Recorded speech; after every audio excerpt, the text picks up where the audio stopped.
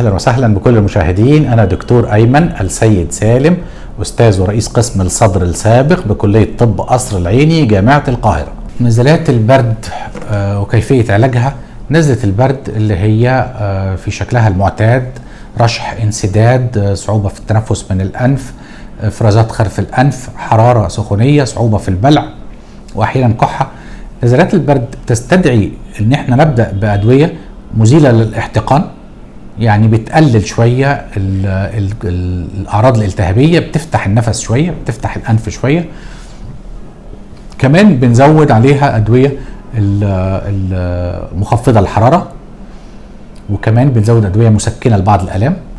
كمان المضادات الحيوية، بنبدأ بالمضادات الحيوية. بنفترض ان هو بكتيريا إلى أن يثبت ان هو مش بكتيريا، لأنه حتى لو فيروس مصحوب مع الفيروس عدوى بكتيرية ثانوية.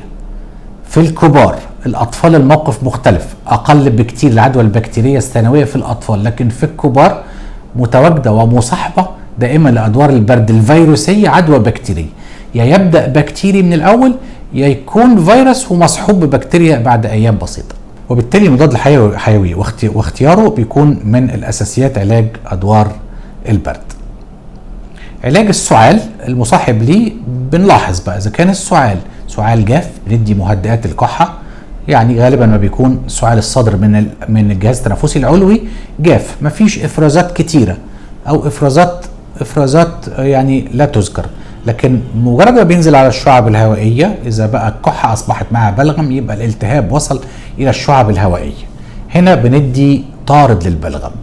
كل المرضى بيطلبوا نهدي السعال، لكن السعال اللي مصحوب ببلغم ما بنهديهوش، بنشجعه عشان يطرد البلغم، عشان البلغم ده ما هو الا وجبه جاهزه للبكتيريا تتغذى عليها. لازم نطرده ونقلل حجم العدوى، وما نديش فرصه ان البكتيريا تتزايد وتستقر فيها. زائد ان هو ترك البلغم معناه انه ممكن يجف جوه، وان هو يزود كتمه النفس وضيق التنفس، وبالتالي بندي طرد للبلغم. لكن كمان بندي معاه دواء بنسميه ملين للبلغم، يعني يخلي البلغم لين. الدواء ده مصحوب لأدوية الكحة. الأدوية دي معروفة عن كل دكاترة الصدر ودكاترة البطن ودكاترة الأطفال ودكاترة العام الممارس العام ودكاترة الفاميلي ميديسن طب الأسرة، يعرفوا الأدوية دي وبنضطر نوصفها، وبتكون في أغلب الحالات النتيجة طيبة جدا في خلال يومين ثلاثة.